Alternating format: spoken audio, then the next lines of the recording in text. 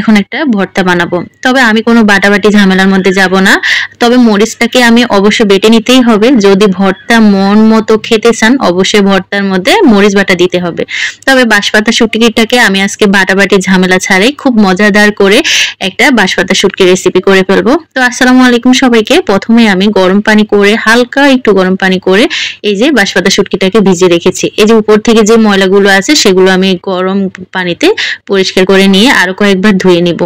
যেহেতু এই ভর্তাটা করতে হবে তাহলে এখানে লাগবে প্রচুর পরিমাণে পেঁয়াজ কুচি আর লাগবে রসুন। তো আমি রসুন এখানে প্রায় বড় সাইজের 4টা নিয়েছিলাম আর হচ্ছে এখানে 5-6টা পেঁয়াজ কুচি করে নিয়েছি। তো এখন হচ্ছে একটা কড়াইতে আমি প্রথমেই অনেকগুলো তেল দিয়ে দিয়েছি। ভর্তা করতে গেলে কিন্তু তেলের পরিমাণ একটু বেশি লাগে। তো এখন তেল দেওয়ার পরে আমি দিয়ে দিলাম পেঁয়াজ কুচি। এখন পেঁয়াজটাকে আমি হচ্ছে একটুখানি ভেজে নিব।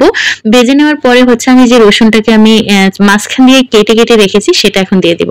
এখন একই সাথে আমি পেঁয়াজ আর রসুনটাকে ভালো করে তেলের মধ্যে ভেজে নেব। পেঁয়াজও নরম হয়ে যাবে আর রসুনটা ভেজে নিব খুব সুন্দর মতো।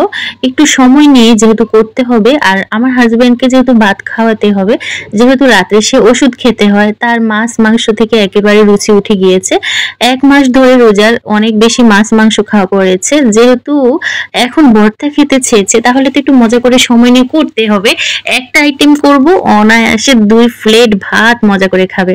দেখতে পাচ্ছেন পেঁয়াজ আর রসুনের কালার পরিবর্তন হয়ে গিয়েছে। আমি আপনাদের দেখাতে চাচ্ছি যে রসুনটা একেবারে সুন্দর মতো ভাজা ভাজা হয়েছে।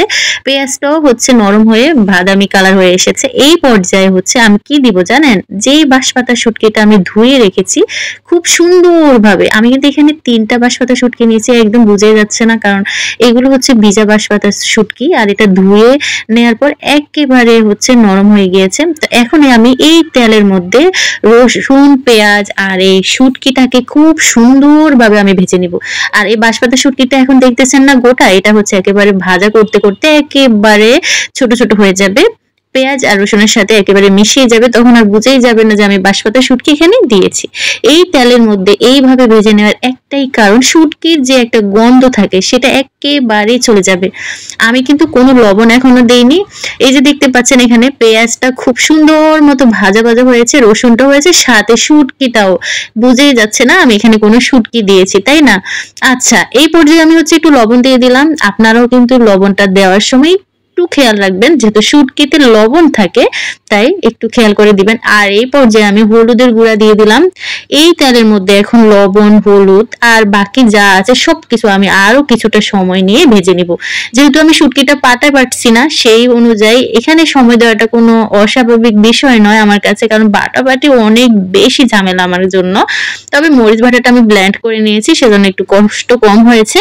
যাই হোক, এই যে দেখতে পাচ্ছেন তেলটা উপরে উঠে উঠে এসেছে, ঠিক এই পর্যায়ে আমি যে মরিচ বাটাটা করে রেখেছি সেটা এখন আমি দিয়ে দিলাম। এই মরিচ বাটা দিয়ে এখন হচ্ছে আমি রসুন, শুটকি, পেঁয়াজ সবকিছু ভালো করে তেলের মধ্যে ভাজতে ভাজতে এই পর্যায়ে নিয়ে আসবো। যখনই দেখবেন ঠিক এইভাবে তেলটা উঠে উঠে এসেছে তখন আমি যেই মরিচ বাটাটা দিয়েছি সেই বাটিটা ধুয়ে একটু পানি দিয়ে দিব। এই পানির মধ্যে এখন হচ্ছে বাকি রান্নাটা হয়ে যাবে। পানি না দিয়েও আপনারা কিন্তু ওই পর্যায়ে আরো কিছুটা সময় ভেজে নিয়েও খেতে পারেন, কিন্তু আমার কাছে মনে হয় যেহেতু শুটকি ইউজ করেছি তাহলে একটু পানি দিলে হয়তো আর একটু বেশি ভালো লাগবে। রান্না করে নিলাম। তো এই যে দেখতে পাচ্ছেন আমি শুটকিটাকে একেবারে শুকিয়ে ফেলেছি পানি দেওয়ার পরে। খুব সুন্দর একটা কালার এসেছে আর সবচেয়ে বড় কথা তেলটা দেখতে পাচ্ছেন কি সুন্দরভাবে চারদিকে ছড়িয়ে ছিটিয়ে গেছে। তার মানে আমার এই রান্নাটা একেবারে হয়ে গিয়েছে। এত মজাদার এই বাঁশপাতা শুটকির রেসিপিটা একবার হলো বাসায় ট্রাই করবেন, একবার হলেও। আমি আজকে এই রেসিপিটা করার পর আমার হাজবেন্ড অনায়াসে 2 প্লেট ভাত খাবেই, আমি নিশ্চিত করে বলতে পারি। এখনো কিন্তু সে বাসায় আসেনি, কে বলেছে ভাত খাবে না, অথচ আজকে 2 প্লেট ভাত এই শুটকি দিয়ে খেয়ে ফেলবে। আশ্চর্য আমার কাছে। আচ্ছা যাই হোক, আপনাদের কাছে এই রেসিপিটা কেমন লেগেছে জানি না। যদি ভালো লাগে তাহলে অবশ্যই কমেন্ট করে জানাবেন।